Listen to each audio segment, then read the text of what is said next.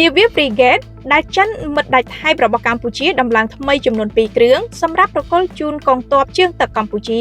គឺគ្រឿងទី1បានដំឡើងរួចរាល់និងបានបើកបរសាកល្បងរួចរាល់ចំណែកនាវាទី2ដំឡើងបានពាក់កណ្ដាលបន្ទាប់ពីសម្ដេចវិជ័យសេនាទាបាញ់នាយឧត្តមសេនីយ៍ផុតលេខផ្កាយមាស5បញ្ចប់ដំណើរទស្សនកិច្ចនៅក្នុងប្រទេសចិនប្រមាណ2សប្តាហ៍សម្ដេចអតីតរដ្ឋមន្ត្រីការពារជាតិទើបបង្ហើបនារាត្រីថ្ងៃទី3តុលាឆ្នាំ2025នេះតាមរយៈទំព័រ Facebook ផ្លូវការថាកាលពីថ្ងៃទី20ខែកញ្ញាឆ្នាំ2025សម្ដេចបានឆ្លៀតទៅពិនិត្យនាវា Frigate ទី1ជាគម្រោងជំនួយយោធាភាគីចិនជូនកម្ពុជាដែលដំឡើងរួចព្រមទាំងបានបើកសាកល្បងបច្ចេកទេសបានយ៉ាងល្អប្រសើរជាមួយនេះដែរក៏បានសង្កេតឃើញថានាវាទី2បានដំឡើងសម្រេចលទ្ធផល 50% ផងដែរសម្ដេចវិជ័យសេនាទាបាញ់បង្ហើបឲ្យដឹងយ៉ាងខ្លីត្រឹមតែប៉ុណ្ណេះដោយមិនបានបញ្ជាក់បន្ថែមអំពីកាលបរិច្ឆេទជាក់លាក់ដែលចិនត្រូវបញ្ជូននាវា Frigate ថ្មីស្រឡាំងនេះមកឲ្យកម្ពុជាឡើយអ្នកនាំពាក្យក្រសួងការពារជាតិកម្ពុជាលោកស្រីម៉ាលីសូជាតាធ្លាប់បានបញ្ជាក់ប្រាប់កាសែតក្នុងស្រុកកាលពីខែកញ្ញាឆ្នាំ2024ថានាវាដែលចិនធ្វើថ្មីពិសេសជូនកម្ពុជាចំនួន2គ្រឿងគឺជាប្រភេទ 056C ដែលគ្រោងនឹងរួចរាល់និងប្រគល់មកឲ្យកម្ពុជានៅឆ្នាំ2025ឬអាចយូរជាងនេះ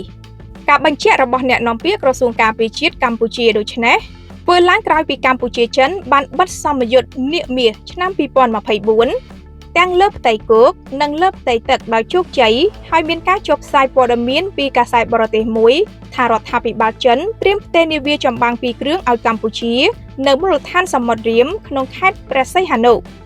គូកត់សម្គាល់ថាមុននឹងចិនធ្វើនាវាថ្មីឲ្យកម្ពុជាចំនួន2គ្រឿងចិនបានជួយធ្វើទំនើបកម្មមូលដ្ឋានសមុទ្ររៀមកងទ័ពជើងទឹកកម្ពុជាដែលជាបញ្ជាការកងទ័ពដ៏សំខាន់និងបានបញ្ជូននាវារបស់ខ្លួនមកចូលចតនៅមូលដ្ឋានសមុទ្ររៀមហើយបានបង្ហាត់បង្រៀនបច្ចេកទេសដល់កងទ័ពជើងទឹកកម្ពុជាមួយរយៈក៏ដូចជាបានធ្វើសម្ពយុទ្ធនាគមាសនៅលើផ្ទៃសមុទ្រកម្ពុជាផងដែរអ្នកនាំពាក្យក្រសួងការពារជាតិធ្លាប់បានប្រាប់ឲ្យដឹងថា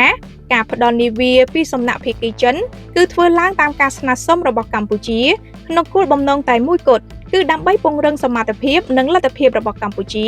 ក្នុងការល្បាតលើដែនសមុទ្រការការពាររក្សាសន្តិភាពស្ថិរភាពនិងសន្តិសុខក៏ដូចជាការគាំទ្រទៅដល់ប្រតិបត្តិការស្វែងរកនិងសង្គ្រោះព្រមទាំងសកម្មភាពមនុស្សធម៌ដទៃទៀតនៅលើលំហសមុទ្រមិនមែនដើម្បីគំរាមកំហែងដល់ប្រទេសជិតខាងក៏ដូចជាសន្តិសុខនៅក្នុងតំបន់ឡើយគូបញ្ជាក់ថាកម្ពុជាជារដ្ឋអធិបតេយ្យដែលមានសិទ្ធិពេញលេញក្នុងការកសាងនិងលើកកម្ពស់កិច្ចសហប្រតិបត្តិការលើវិស័យការពារជាតិជាមួយដៃគូទាំងអស់ដើម្បីបម្រើប្រយោជន៍ឲ្យប្រទេសជាតិនិងប្រជាជននិងសន្តិសុខក្នុងតំបន់និងពិភពលោកកិច្ចសហប្រតិបត្តិការទាំងអស់នោះនិងជាពិសេសការទទួលជំនួយនាវាពីគ្រឿងពីសំណាក់ចិនគឺស្របទាំងស្រុងតាមគោលនយោបាយនិងគោលការណ៍នៃរដ្ឋធម្មនុញ្ញកម្ពុជាត្រង់មាត្រា53ដែលចែងផ្ដល់សិទ្ធិឲ្យកម្ពុជាទទួលយកជំនួយពីបរទេសដូចជាសម្ភារៈយោធាគ្រាប់រំសេវការវឹកវើកងកម្លាំងប្រដាប់អាវុធនិងជំនួយផ្សេងៗទៀតដើម្បីការពារខ្លួននិងធានាសណ្ដាប់ធ្នាប់និងសន្តិសុខសាធារណៈនៅក្នុងប្រទេស។